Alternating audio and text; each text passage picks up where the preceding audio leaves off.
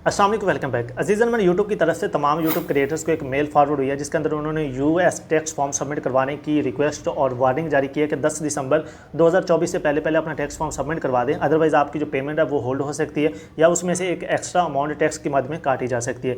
अब पाकिस्तान में रहते हुए इशू ये आ रहा है कि क्या हमें ये टैक्स फॉर्म सबमिट करवाना चाहिए या नहीं करवाना चाहिए। अगर हम नहीं करवाते तो हमें लॉस कितना होगा, अगर हम करवा देते हैं तो हमें बेनिफिट कितना होगा। दूसरी चीज़ कि अगर हम इसमें सबमिट करवाना चाहें तो जो डिटेल्स हम एंटर करेंगे वो हमें पाकिस्तान की डिटेल्स एंटर करनी है, अपने सीएनसी की डिटेल्स एंटर करनी है, या फिर हमें यूएसए की कुछ डिटेल्स रिक्वायर्ड होंगी। और एक खुशखबरी पाकिस्तानी के लिए ये भी है कि पाकिस्तान में रहते हुए आपका चैनल दो टाइप का हो सकता है। एक चैनल वो हो सकता है कि जो अगर टैक्स फॉर्म सबमिट नहीं भी करवाते तो उनको कोई परेशान होने की ज़रूरत नहीं है, ना तो उनकी पेमेंट होल्ड होगी और ना ही जो उनकी अर्निंग में से एक्स्ट्रा डिडक्शन होगी। और दूसरे वो चैनल्स हो सकते हैं जिनको फॉर्म लाजमी सबमिट करवाना है, अदरवाइज़ उनकी जो पेमेंट है वो होल्ड भी हो सकती है और एक अच्छी खासी डिडक्शन भी होगी। तो चलिए इसके ऊपर डिटेल से डिस्कस कर लेते हैं। आप देखते हैं कि आपका चैनल किस कैटेगरी में आता है, आपको सबमिट करवाना चाहिए या नहीं करवाना चाहिए। देखिए, सबसे पहले मैं आपको बताता हूँ कि हमारी डिडक्शन कितनी होगी। देखिए, ये डिडक्शन होगी आपकी अकाउंट जो एडसन अकाउंट है उसकी टाइप के ऊपर। अगर तो आपका जो एडसन अकाउंट है वो आपका इंडिविजुअल है, सिर्फ सिंगल यूज़र का अकाउंट आपने क्रिएट किया हुआ है, तो फिर तो आपकी डिडक्शन होगी 24%। वो सिर्फ आपकी अर्निंग, ज़ाती अर्निंग में से। यूट्यूब की तमाम डिडक्शंस काटने के बाद जो आपकी अपनी अर्निंग बनेगी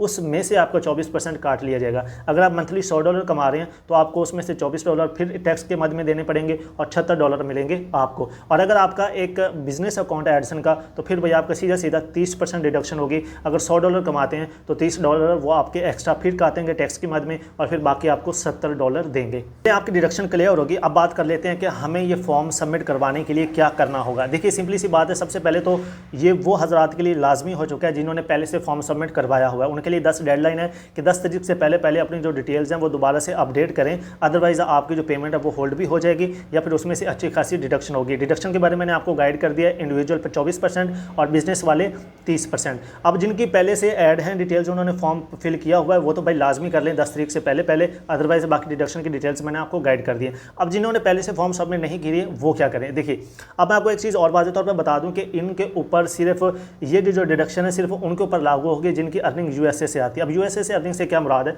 देखिए, अगर पाकिस्तान के अंदर रहते हुए बेनिफिट आपको ये हो रहा है कि अगर आपके जो व्यूज़ हैं वो आपको पाकिस्तान से बैठ यानी कि यूएसए से आ रहे हैं, यूएसए के व्यूज़ से आप अर्निंग कर रहे हो, फिर तो भाई आपकी डिडक्शन लाजमी कटेगी। अगर आपका एक ऐसा चैनल है कि जिसके आपके व्यूज़ ही सारे पाकिस्तान से आ रहे हैं, पाकिस्तान से बाहर यूएसए से व्यूज़ ही नहीं आ रहे, तो फिर भाई आपकी डिडक्शन डिडक्ट नहीं होगी। अगर आप फॉर्म सबमिट नहीं भी करवाते तो आपको कोई परेशान होने की ज़रूरत नहीं है। कानों में तेल, आंखों में सुरमा डालकर सुकून से सो जाएं, 10 तारीख गुजरने दें, कोई परेशानी है, आपकी डिडक्शन नहीं होगी। लेकिन अगर आपका कोई एक ऐसा यूट्यूब चैनल है जिसके व्यूज़ आपको यूएसए से मिलते हैं, यूएसए से के व्यूज़ से आप डबल, ट्रिपल, 4, 5, 10 गुना अर्निंग ज़्यादा करते हैं अच्छा सीपीएम के साथ, तो फिर भाई आपको टैक्स जमा लाजमी करवाना होगा। अदरवाइज आप हिसाब लगा सकते हैं कि 30% तक आपकी जो डिडक्शन है वो ईजिली हो सकती है दोस्तों। और आखिरी चीज़ कि हमने ये फॉर्म सबमिट किस तरह करवाना है। सिंपली सी है, आपने अब जाके एडसन अकाउंट आपने लॉगिन करना है। लॉगिन करने के बाद पेमेंट्स के अंदर जाना है। पेमेंट्स के अंदर जाकर आपने नीचे देखना है तो मैनेज सेटिंग्स के ऊपर आ जाएगी, वहाँ पे क्लिक करेंगे तो नीचे आपके पास प्रोफाइल एडिट का ऑप्शन आएगा, उसके ऊपर क्लिक करेंगे तो यहाँ पे आपके पास 1-2 कंट्रीज़ का आ रहा होगा। मेरे एडसन के ऊपर तो यूएसए का भी आ रहा है और उसके साथ सिंगापुर का भी आ रहा है। तो आपने यूएसए वाले को एडिट करके उसके अंदर अपना फॉर्म की जो डिटेल्स जितनी भी रिक्वायर्ड होंगी वो आपने एंटर कर देनी है।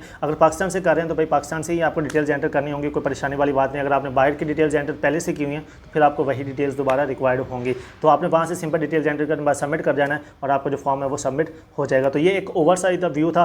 पाकिस्तानी वालों को थोड़ी सी खुशखबरी, थोड़ी सी रिलैक्सेशन है कि अगर आप पाकिस्तान के अंदर के व्यूज़ लेकर अर्निंग कर रहे हैं तो फिर ना कभी करवाएं तो कोई परेशानी नहीं है। अगर यूएसए से अर्निंग कर रहे हैं तो फिर भाई लाजमी करवा दें, अदरवाइज 30% या 24% की रिडक्शन के लिए तैयार हो जाए। तो इंशाल्लाह अगली वीडियो में मिलते हैं एक नई अपडेट के साथ। अपना बहुत सारा ख्याल रखिएगा। अल्लाह निगहबान।